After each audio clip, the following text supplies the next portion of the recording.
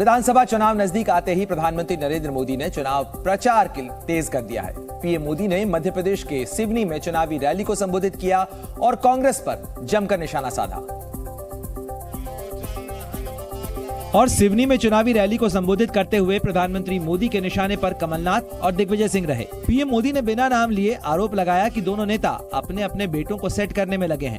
उन्होंने यहां तक कह दिया कि कांग्रेस में इस बात को लेकर जंग है कि आगे चलकर मध्य प्रदेश में कौन राज करेगा। यहाँ के दो बड़े नेता अपने अपने बेटों को आने वाले दिनों में सेट करने के लिए मध्य प्रदेश को अपसेट करने में लगे हुए हैं। क्योंकि बीते रोज कमलनाथ का एक वीडियो सामने आया था जिसमें वो दिग्विजय सिंह के कपड़े फाड़ने की बात कहते दिखे थे। दिग्विजय सिंह और जयवर्धन के कपड़े फाड़े। पीएम मोदी ने उस ओर भी इशारा किया और आरोप लगाया कि कांग्रेस में कपड़ा फाड़ लड़ाई चल रही है। मेरा तो एक ही बार कपड़ा फटा है। एज चीफ मिनिस्टर मैंने करवाया। और मध्य प्रदेश में चुनाव की जंग इसलिए भी दिलचस्प है क्योंकि मध्य प्रदेश में कमलनाथ और दिग्विजय सिंह के बीच काफी लंबे समय से सियासी खींचतान के आरोप लगते रहे हैं। कई बार दोनों के बीच मतभेदों के आरोप भी सामने आए हैं। और आरोप तो यहां तक लगा कि दिग्विजय सिंह अपने बेटे जयवर्धन सिंह और कमलनाथ अपने बेटे नकुल नाथ को रिटायरमेंट से पहले सेट करने में जुटे हैं। यही वजह है कि पीएम मोदी जब मंच पर आए तो उन्होंने आरोपों की झड़ी लगा दी।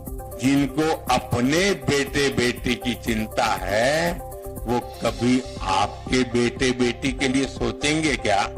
पीएम मोदी ने गांधी परिवार को भी आड़े हाथों लिया और भारत की आजादी के लिए पूरा श्रेय एक ही परिवार को देने का आरोप लगाया। कांग्रेस के नेता आज भी उनकी बातें सुनिए, क्या कह रहे हैं?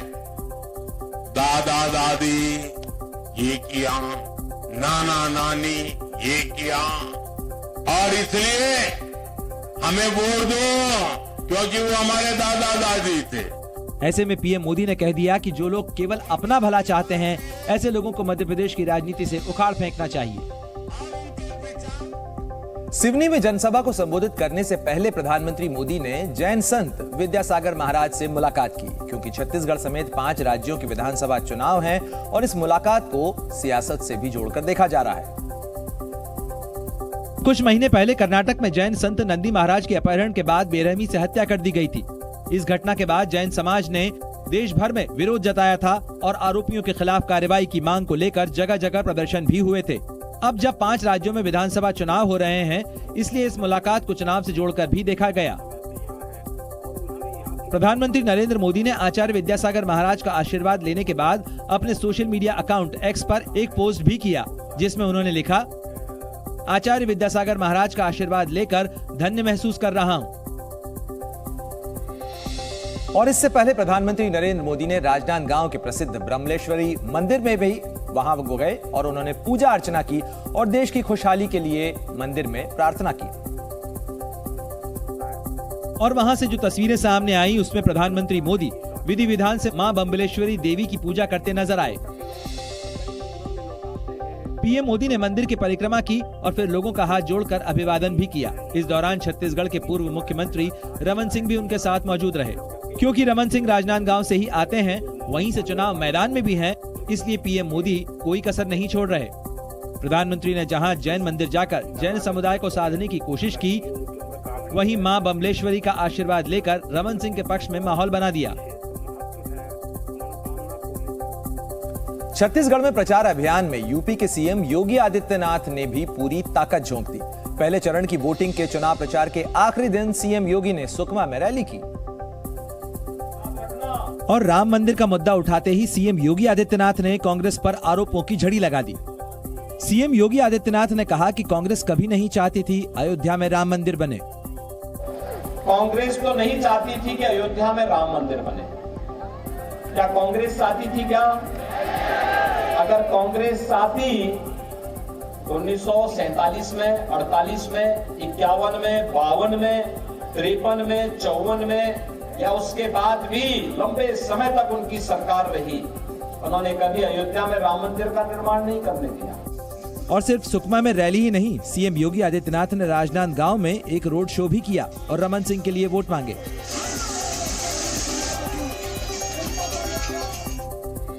छत्तीसगढ़ में आज केंद्रीय मंत्री स्मृति ईरानी ने भी बीजेपी उम्मीदवारों के लिए प्रचार किया। स्मृति ईरानी कोंडागांव में बाइक रैली में भी शामिल हुई। दरअसल स्मृति ईरानी केशकाल विधानसभा में कार्यकर्ताओं से मिलने के बाद स्कूटी से कोंडागांव विधानसभा के लिए निकल पड़ी। इस दौरान उनके साथ बड़ी संख्या में बीजेपी कार्यकर्ता भी थे।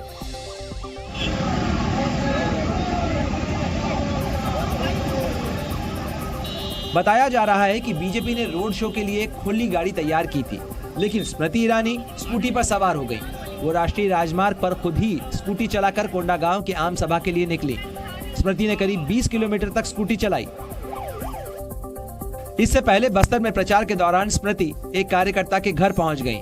यहां उन्होंने अपने हाथों से चाय बनाई और परिवार वालों को भी पिलाई। चाय बनाते वक्त स्मृति ईरानी हंसी मजाक भी करती दिखी।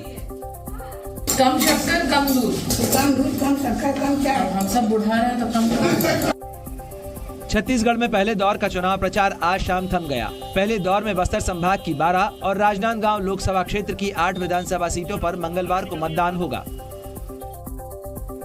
छत्तीसगढ़ विधानसभा चुनाव जीतने के लिए कांग्रेस ने वादों की झड़ी लगा दी। कांग्रेस पार्टी ने अपना घोषणा पत्र जारी किया, जिसमें जनता से मुफ्त बिजली, धान खरीदी और तेंदुपत्ता कारोबारियों से कई वादे किए गए। और कांग्रेस ने अपना घोषणा पत्र जारी करते हुए छत्तीसगढ़ में पहले की तरह इस बार भी किसानों की कर्ज माफी का वादा तो किया ही, साथ ही किसानों को 3200 रुपए प्रति क्विंटल के हिसाब से धान खरीदने का भी भरोसा दिया। घोषणा पत्र में कांग्रेस ने स्कूल कॉलेज में केजी से लेकर पीजी तक की फ्री एजुकेशन देने का वादा भी किया। इसके अलावा कांग्रेस ने तेंदुपत्ता 4000 रुपए की जगह 6000 रुपए प्रति बोरा खरीदने का ऐलान किया और तेंदुपत्ता संग्राहकों को 4000 रुपए सालाना बोनस देने का भी वादा किया।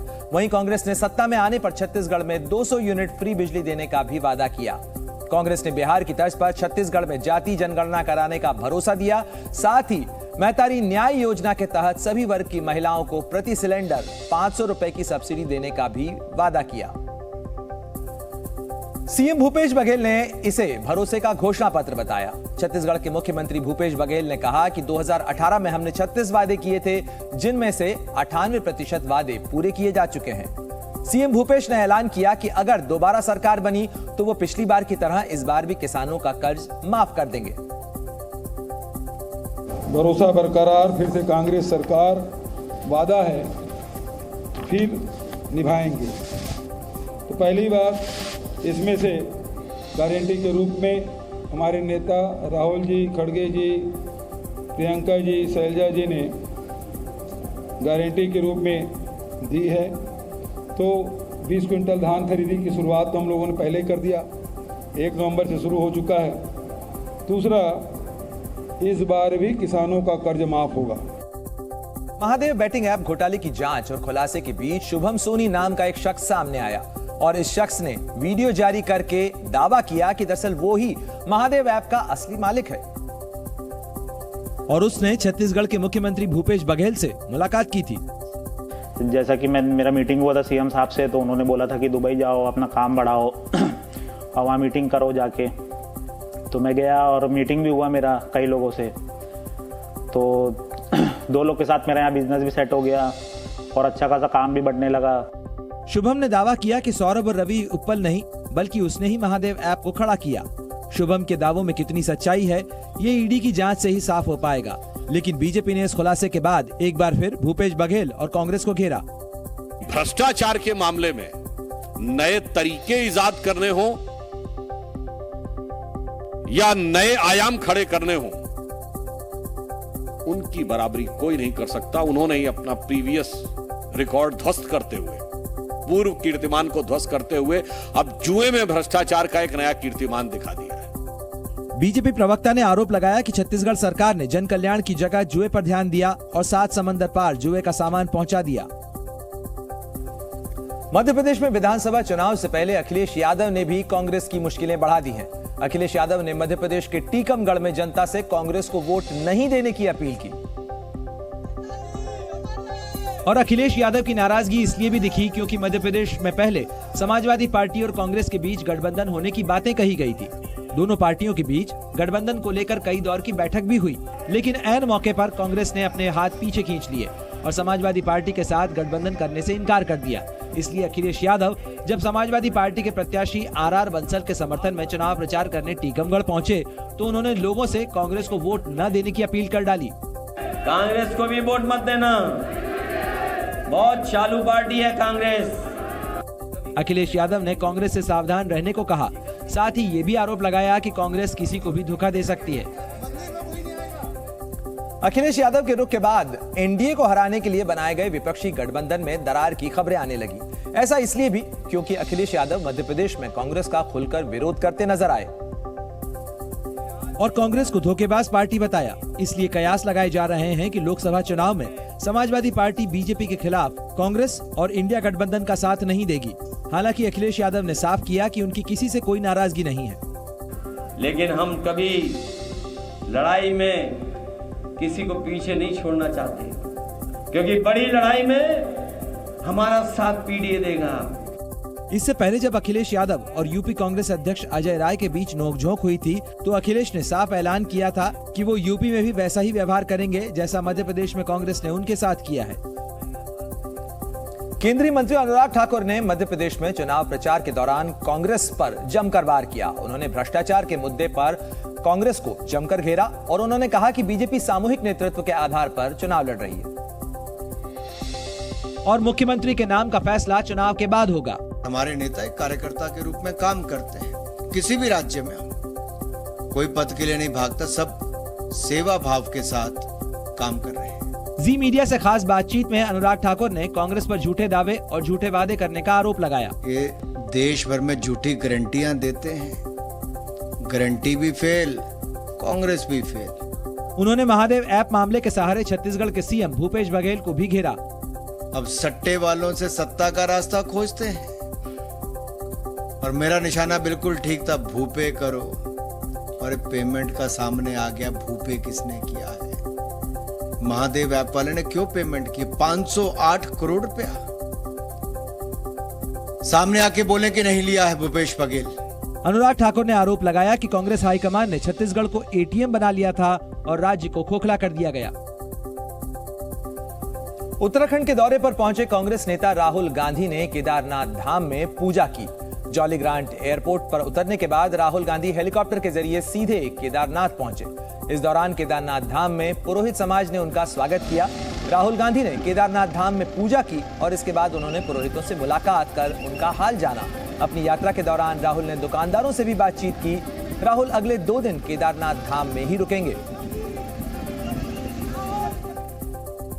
केंद्रीय मंत्री अनुराग ठाकुर ने कांग्रेस पर सीधा निशाना साधा। चुनाव प्रचार के लिए भोपाल पहुंचे केंद्रीय मंत्री अनुराग ठाकुर ने कांग्रेस पर देश को ठगने का आरोप लगाया। अनुराग ठाकुर ने दावा किया कि किसानों की कर्ज माफी और रोजगार के मामले में कांग्रेस ने लोगों को झूठा वचन दिया। मध्य प्रदेश विधानसभा चुनाव में इंदौर 4 नंबर क्षेत्र से बीजेपी उम्मीदवार मालिनी गौड़ राष्ट्रवाद के नाम पर लोगों को लुभाती दिखी। मालिनी गौड़ ने कहा उन्हें उसी का वोट चाहिए जो वंदे मातरम बोलते हैं। आदिवासी मतदाताओं को लुभाने के लिए मध्य प्रदेश कांग्रेस अध्यक्ष कमलनाथ ने अपने सोशल मीडिया प्लेटफॉर्म एक्स पर कई घोषणाएं की। उन्होंने कांग्रेस की सरकार बनने पर नए आदिवासी विकास खंड के साथ ही गोंडी भीली भाषा को संविधान में शामिल करने का भरोसा दिया।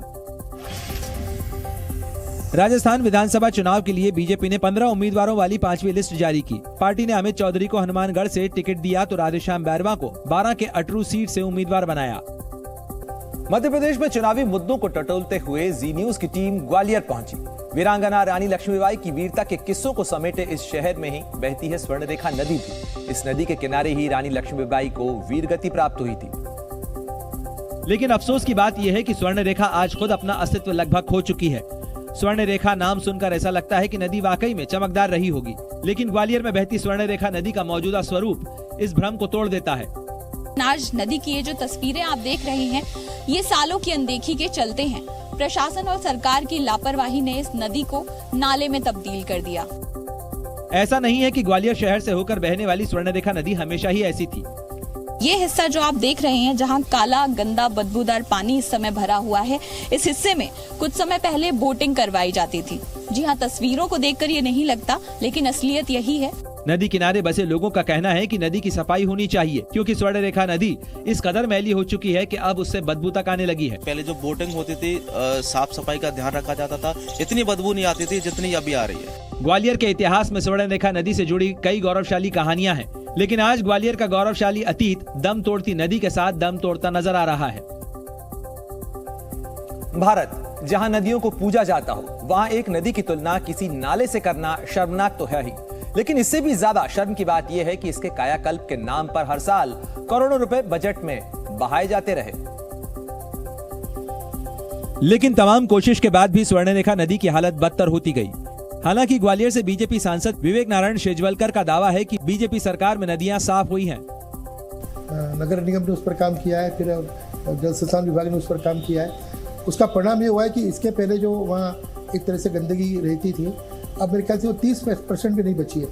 इस दावे में कितनी सच्चाई है ये तो नहीं पता, लेकिन सच ये है कि स्वर्णरेखा पहले जैसी तो बिल्कुल नहीं है, और ये दावा उन लोगों का है जिनकी कई पुश्तें इस नदी के किनारे ही पली बढ़ी। कहते हैं कभी इस नदी का साफ पानी इलाके के लोगों की प्यास बुझाता था। धीरे धीरे जिसमें गंदे नाले मिलते गए, पानी गंदा होता गया। अब इतना गंदा पानी हो गया कि पेड़ पौधे भी लगाना मतलब मुश्किल पड़ जाती है। नदी को साफ करने की नीति जरूर बनती रही होगी, लेकिन कल कल बहते थम जाने वाली स्वर्णरेखा नदी को देखकर तो यही लगता है कि नेताओं में इसके लिए नीयत का फाका ही रहा। सरकार ने कोशिशें तो की, लेकिन वो तमाम कोशिशें अधर में लटकी रह गईं। इतने साल में नदी का साफ होना तो दूर, स्वर्णरेखा नदी जैसी दिख तक नहीं पाई, और एक ऐतिहासिक महत्व वाली नदी साफ पानी के लिए तरस गई। ऐसा लगता है कि स्वर्णरेखा नदी खुद भी प्यासी है। हालांकि ऐसा नहीं है कि सरकार ने कुछ नहीं किया, लेकिन जो किया वो नाकाफी ही साबित हुआ। कुछ साल सरकार की ओर से कोशिश की गई कि नदी को विकसित किया जाए। थेम्स नदी जो लंदन में है, उसकी तर्ज पर यहाँ पर भी बोटिंग कराई जाए और शहर की सुंदरता में चार चांद लगवाए जाएं। यहाँ के स्थानीय निवासियों का मानना है कि स्वर्णरेखा ग्वालियर का गौरव बन सकती थी, अगर कागजों में आवंटित किया गया पैसा असल में यहाँ खर्च किया गया होता। तो सब यहाँ की सरकार है, कुछ करती है कुछ धरती है। इसके लिए कोई एक सरकार जिम्मेदार नहीं, क्योंकि ये कहानी सिर्फ 5 साल पुरानी नहीं है। 33वीं शांति में तो ऐसा ही देखती आ रही हूँ। गंदा पानी जब से गटर खुल गया ना, नाला जब से ये गंदा पानी हो गया है। कभी राजा महाराजाओं के हाथी इस नदी में नहाते थे, लेकिन अब इसमें कोई पैर डालना तक पसंद नहीं करता। स्वर्णरेखा नदी के सौंदर्यीकरण पर 200 करोड़ रुपए खर्च किए गए। सुंदर दिखाने के लिए नदी के किनारों पर कंक्रीट का काम किया गया, लेकिन पानी तब भी गंदा ही रहा, और अब 850 करोड़ रुपए की लागत का एलिवेटेड रोड प्रोजेक्ट लॉन्च कर दिया गया है, जिसके खंभे नाला बन चुकी स्वर्णरेखा नदी में जहां तहां दिखाई देते हैं। सौंदर्यीकरण के नाम पर हुए खिलवाड़ और भ्रष्टाचार को लेकर हाईकोर्ट में एक जनहित याचिका भी दायर की गई, जिसमें वर्ष 1982 से आज तक नदी पर हुए खर्च की जांच की मांग की गई। कोर्ट ने बार-बार स्टेटस रिपोर्ट मांगी, जो आज तक पेश नहीं हुई। डेवलप करने के नाम पर बर्बाद किया गया, पानी रोका गया, और सोची समझी साजिश के तहत जो पूंजीपतियों को पानी दिया गया बेचने के लिए। नदी के किनारे कंक्रीट करने से फायदा तो कुछ नहीं हुआ, लेकिन नुकसान ये हुआ कि जमीन ने पानी सोखना बंद कर दिया। अब नदी नहीं, ये महज एक नाला बन के रह गई है, और इसका असर ये पड़ा है कि आसपास के जो शहर हैं, जो इलाके हैं, जो रिहायशी इलाके हैं, वहाँ पर वाटर लेवल भी कम होता जा रहा है। अब बात चुनाव की है तो एक मुद्दा स्वर्णरेखा नदी भी है, जिस पर कांग्रेस सरकार को घेर रही है। स्वर्णरेखा जो नदी है वो भारतीय जनता पार्टी के लिए स्वर्ण मुद्राएं देने वाली नदी स्थापित हुई है। करोड़ों रुपए खर्च करने के बाद भी सोने की रेखा कही जाने वाली नदी खुद अपने अस्तित्व की तलाश कर रही है। केंद्रीय गृह मंत्री अमित शाह ने बिहार के मुख्यमंत्री नीतीश कुमार को पलटूराम करार दिया है। गृह मंत्री अमित शाह ने बिहार के मुजफ्फरपुर में एक रैली में शामिल होने के लिए जब वहां पर संबोधन किया तो उसमें इस तरीके के जुमलों का इस्तेमाल किया। जहां रैली को संबोधित करते हुए अमित शाह ने नीतीश कुमार पर जमकर हमला बोला। उन्होंने कहा कि बिहार की जनता ने लालू यादव के जंगल राज के खिलाफ नीतीश कुमार को वोट दिया था, लेकिन पलटूराम ने प्रधानमंत्री बनने के लिए बिहार के जनादेश के खिलाफ धोखा दिया। ये पलटूराम प्रधानमंत्री बनने के लिए बिहार के जनादेश के साथ द्रोह करे है।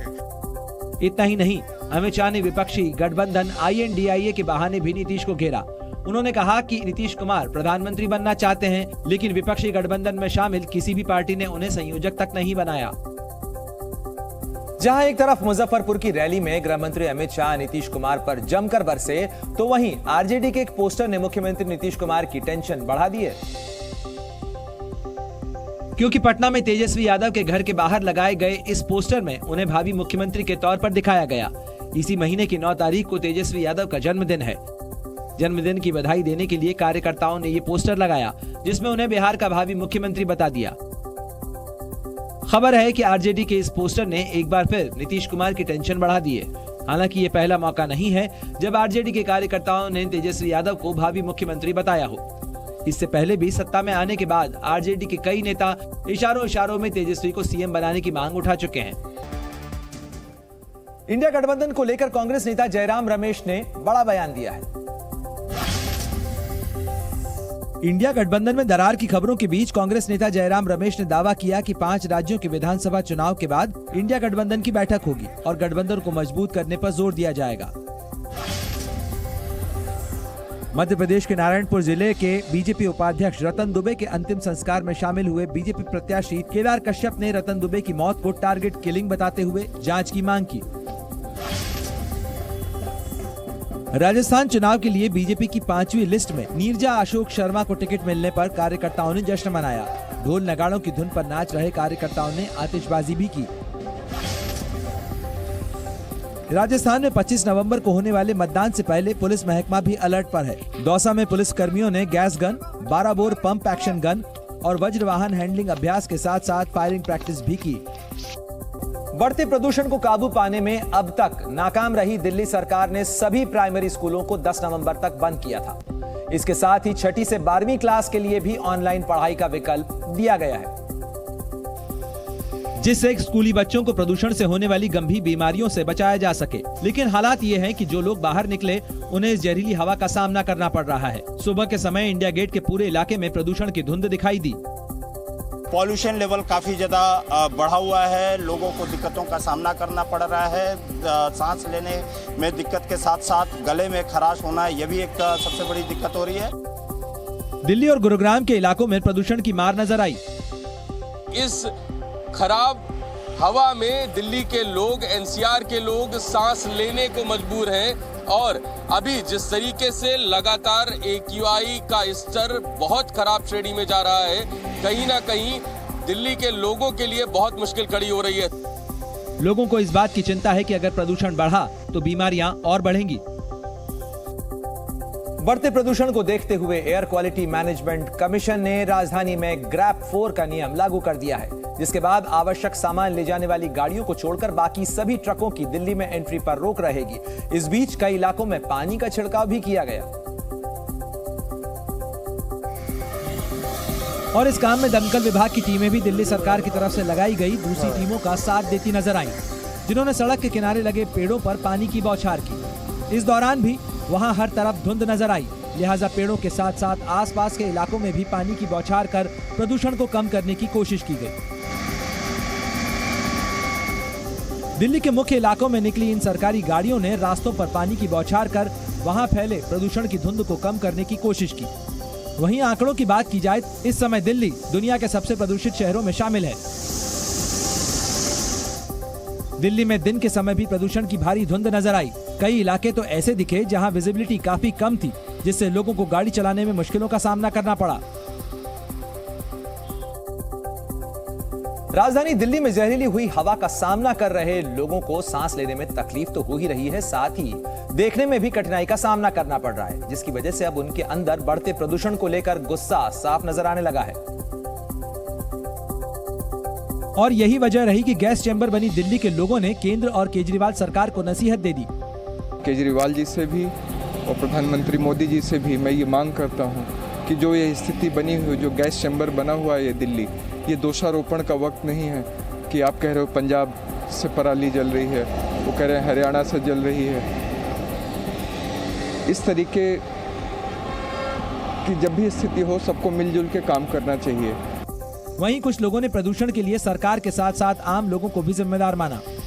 ये सरकार की भी कुछ गलती है और हमारी भी कुछ गलती है, जो हम इसको जलाते हैं और ये प्रदूषण आता है, ट्रैफिक की वजह से भी होता है, कुछ ज्यादातर ये पराली की वजह से होता है। इस बीच लोगों ने प्रदूषण से बीमारियों की शिकायत भी की। दिल्ली में बढ़ते प्रदूषण पर लोगों की नाराजगी सामने आई तो मामले को लेकर सियासत भी तेज हो गई। दिल्ली के पर्यावरण मंत्री गोपाल राय ने पंजाब में पराली से निकले धुएं से दिल्ली पहुंचने से ही इनकार कर दिया और प्रदूषण के लिए हरियाणा और यूपी को जिम्मेदार ठहराया। साथ ही गोपाल राय ने दावा किया कि जो पराली हरियाणा और यूपी में जलाई जा रही है उसी की वजह से दिल्ली का प्रदूषण बढ़ा। जब हवा चलेगी तभी तो पंजाब से पराली यहाँ आएगी। अभी तो जो इसके चारों तरफ का धुआं है वही इसको चोक कर रहा है। हरियाणा में जो पराली जल रही है, जो उत्तर प्रदेश में पराली जल रही है, उसी का धुआं तो दिल्ली पहुंच रहा है। हवा ही नहीं चल रही है। एनसीआर के इलाकों की वजह से दिल्ली में प्रदूषण का दावा करने वाले गोपाल राय पर बीजेपी ने भी पलटवार किया, क्योंकि 9 साल से लगातार वही झूठ बोल रहा था। कभी पंजाब को दोषी ठहराता था, कभी किसी चीज को। अब कहने लग पड़े एनसीआर दोषी है। ये स्लो पॉइजन है। हजारों नन्हे बच्चों का और बुजुर्गों का कातिल है अरविंद केजरीवाल। मनजिंदर सिंह सिरसा ने केजरीवाल पर कानूनी कार्रवाई की मांग भी की। दिल्ली एनसीआर के इलाके में बढ़ते प्रदूषण से परेशान लोग अब साफ हवा के लिए पहाड़ों का रुख कर रहे हैं, जिसकी वजह से अब हिमाचल प्रदेश और उत्तराखंड में सैलानियों का तांता लग गया है। जिसकी एक तस्वीर नैनीताल से भी सामने आई, जहां लोग साफ हवा और खुले आसमान के नीचे झीलों में मौज मस्ती करते दिखाई दिए।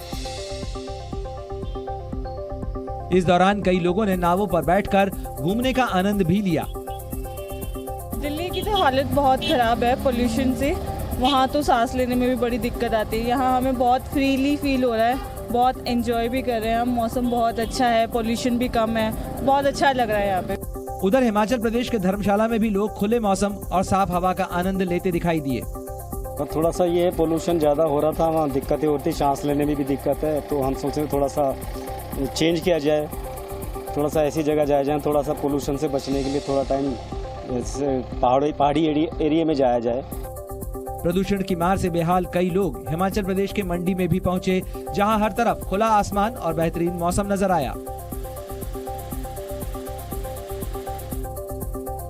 बीते कुछ बरसों में भारत भले ही कई मोर्चों पर दुनिया में अपनी कामयाबी का डंका बजाता रहा हो, लेकिन प्रदूषण के मोर्चे पर देश की राजधानी की छवि फिर से खराब हुई है। स्विस ग्रुप IQ एयर के रियल टाइम डेटा के मुताबिक दिल्ली दुनिया का सबसे प्रदूषित शहर तब बन गया जब रविवार यानी सुबह 7:30 बजे दिल्ली का एयर क्वालिटी इंडेक्स 483 यानी बेहद खतरनाक स्तर तक पहुंच गया। प्रदूषित हवा के मामले में पाकिस्तान का लाहौर शहर AQI में 371 के साथ दूसरे नंबर पर खतरनाक निकला। वर्ल्ड एयर क्वालिटी इंडेक्स के मुताबिक दुनिया के 5 सबसे प्रदूषित शहरों में भारत के 3 शहर शामिल हैं, जिनमें दिल्ली के बाद कोलकाता जिसका AQI 206 था और तीसरे नंबर पर जिसकी हवा बेहद खराब निकली, तो वहीं मुंबई AQI 162 के साथ 5वें नंबर पर है जिसकी हवा खराब की श्रेणी में मानी गई। वहीं चौथे नंबर पर भारत का एक और पड़ोसी देश बांग्लादेश है, जिसकी राजधानी ढाका का AQI 189 यानी खराब दर्ज किया गया। IED बरामद होने के बाद बढ़ाई गई जम्मू शहर की सुरक्षा। जम्मू में सिद्रा नरवाल हाईवे पर IED मिलने के बाद आसपास के इलाकों में सुरक्षा को सख्त कर दिया गया। घटना के बाद पूरे शहर में अलर्ट जारी कर दिया गया। साथ ही नाकों पर गाड़ियों की तलाशी भी की जाने लगी। राजस्थान के झुंझुनू जिले में देर रात एक गद्दा फैक्ट्री में भीषण आग लगने से करीब 40 लाख रुपए का सामान जलकर राख हो गया। माना जा रहा है कि आग शॉर्ट सर्किट के कारण लगी। हालांकि घटना के स्पष्ट कारणों का अभी तक पता नहीं चल पाया है। नेपाल में भूकंप की वजह से अब तक 157 लोगों की मौत हो चुकी है। सैकड़ों लोग अभी भी जिंदगी की जंग अस्पतालों में लड़ रहे हैं। जी न्यूज इकलौता ऐसा चैनल है जो सबसे पहले भूकंप प्रभावित इलाके यानी जाजरकोट में पहुंचा और वहां के राउत गांव में तबाही का जायजा लिया। यहां अकेले राउत गांव में 32 लोगों की मौत हो गई। हर ओर तबाही का मंजर है। इस गांव में किसी का घर जमींदोज हो गया तो किसी का पूरा परिवार भूकंप की भेंट चढ़ गया। जाजरकोट के राउत गांव में हम मौजूद हैं और इस गांव में भूकंप ने तबाही मचाई है। हम आपको तस्वीरें दिखा रहे हैं और ये तस्वीर मकान नंबर 1, आप देखिए ये किस तरह से पूरी तरह से जर्जर हुआ है। ये मकान 1400 से ज्यादा की आबादी वाले राउत गांव में 750 मकान हैं, जिनमें से ज्यादातर मकान टूट चुके हैं। यहाँ पर ये जो पूरा कमरा है वो क्षतिग्रस्त हो चुका है। जो तख्त है या फिर जो अन्य सामान है वो पूरी तरह से टूट चुके हैं और सब पर यहाँ ये पत्थरों का ये जो मलबा है वो ऊपर आ चुका है अब। और जहाँ पर लोग सोते थे वो इन पत्थरों के नीचे। देखिए, ये बच्चे का पालना किनारे पर निकाला गया है और हर एक सामान जो इस कमरे के भीतर रखा था वो अब मलबे के नीचे है। पूरे जाजरकोट जिले में करीब 2000 मकान पूरी तरह से जमींदोज हो चुके हैं। यहाँ भूकंप का ऐसा खौफ पसरा हुआ है कि लोग अपने बचे हुए मकानों के अंदर सोने में भी घबरा रहे हैं। लोगों का कहना है कि भूकंप कब दोबारा उनकी जान का दुश्मन बन बैठेगा, कोई नहीं जानता। लिहाजा लोग घर के बाहर रहने में ही भलाई समझ रहे हैं। डर का आलम आपके सामने, आप देखिए यहाँ पर लोग घरों के बाहर यहाँ पर सो रहे हैं। आप देखिए यहाँ पर सारे सामान भी पड़े हुए हैं और जो लोग हैं वो बाहर सो रहे हैं। डर का आलम कुछ इस तरह है कि लोग घरों में जाने को तैयार नहीं है। जाजरकोट में एक परिवार ऐसा मिला जिनके 9 में से 6 सदस्यों की भूकंप में जान चली गई। परिवार मलबे में बदल चुके घर के बाहर रहने को मजबूर है। यहाँ ये घर आपको दिखाई दे रहा होगा। देखिए, ये मकान पूरी तरह से जर्जर हो चुका है और कुल 6 लोगों की, इस मकान में रहने वाले 6 लोगों की मौत भूकंप की इस घटना में हुई है। देखिए, ये परिवार के लोग हैं। नेपाल में भूकंप आने के फौरन बाद रेस्क्यू ऑपरेशन शुरू कर दिया गया। पहाड़ों के बीच बसे गांव में मदद पहुंचाने के लिए एनजीओ के लोग सबसे पहले पहुंचे और भूकंप के अगले दिन ही सुबह सुबह राहत सामग्री लेकर गांव पहुंच गए।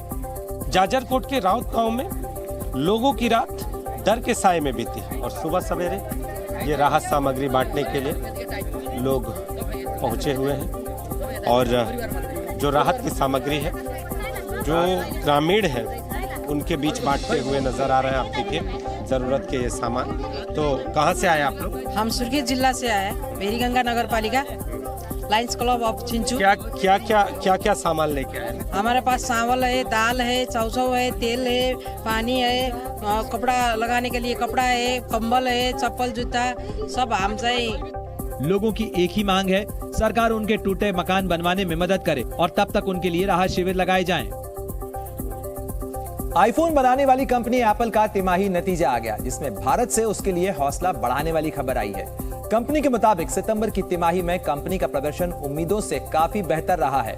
खासकर भारत में एप्पल की बिक्री में जबरदस्त तेजी आई। एप्पल के सीईओ टिम कुक के मुताबिक कंपनी ने भारत में रिकॉर्ड रेवेन्यू कमाया है। साइबर मीडिया रिसर्च के मुताबिक 2018 में भारत के मार्केट में एप्पल की हिस्सेदारी 1% थी, जो 2023 की तीसरी तिमाही के अंत में 6% तक पहुंच गई।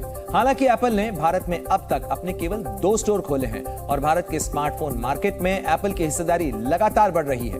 वहीं चीन में एप्पल को जबरदस्त झटका लगा है और अमेरिका के बाहर सबसे बड़े मार्केट यानी चीन में सितंबर की तिमाही में कंपनी के रेवेन्यू में 2.5% की गिरावट आई है और वहां कई सरकारी विभागों में आईफोन के इस्तेमाल पर पाबंदी लगाई गई है। अभी भारत के स्मार्टफोन मार्केट में Xiaomi 17% फीसदी के साथ पहले नंबर पर है। इसके बाद सैमसंग, वीवो, रियलमी और ओप्पो का नंबर आता है। हमास से जंग के 30वें दिन इजराइल ने एक बार फिर जल, थल और नभ से हमला बोला। इजराइल की सेना ने हमास के 2500 से ज्यादा ठिकानों को तबाह करने के बाद उसके सुरंग नेटवर्क को ध्वस्त करना तेज कर दिया है और आमने सामने की इस जंग ने हमास को तगड़ा नुकसान पहुंचाया। इजराइल डिफेंस फोर्सेस की आर्टिलरी रेजिमेंट ने पैदल सैनिकों के साथ मिलकर हमास के अड्डों को मिट्टी में मिला दिया। इतने बम बरसाए, इतनी गोलियां चलाई कि नॉर्थ गाजा में छिपे हमास के आतंकियों को सुरंगों में छिपना पड़ा।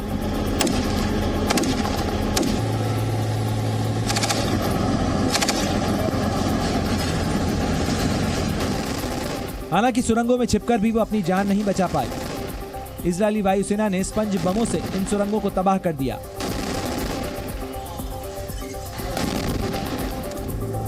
और जो आतंकी सुरंगों से बाहर निकलने की कोशिश करते नजर आए, उन्हें इजरायली सेना ने गोलियों से भून दिया।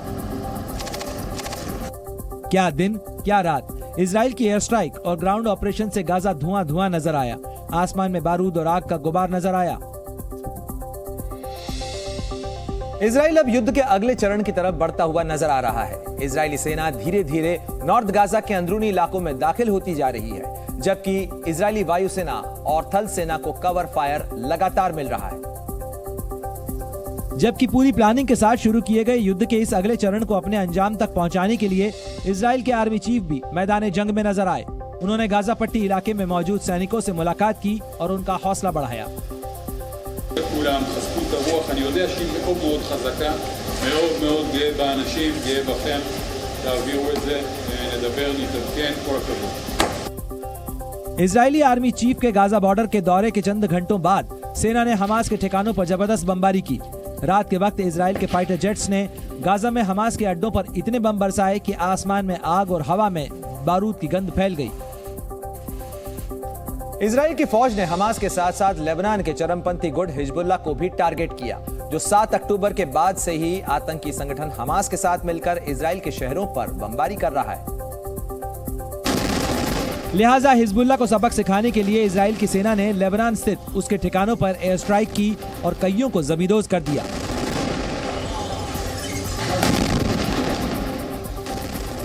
इसके अलावा इजराइल की सेना ने लेबनान बॉर्डर पर स्थित हिजबुल्लाह की निगरानी चौकियों पर भी जमकर बमबारी की।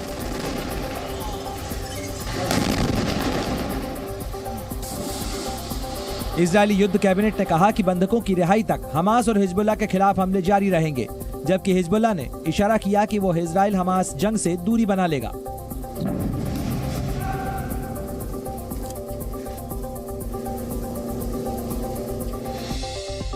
लिहाजा हमास के नेता इस्माइल हानिया ने ईरान के सुप्रीम लीडर अयातुल्लाह अली खमनई से मुलाकात की। कयास लगाया जा रहा है कि ईरान से हानिया ने हथियार समेत जरूरी मदद मांगी, जबकि खमनई ने हमास के लिए इस्लामिक देशों को इजराइल के खिलाफ एकजुट करने की कोशिशों पर चर्चा की।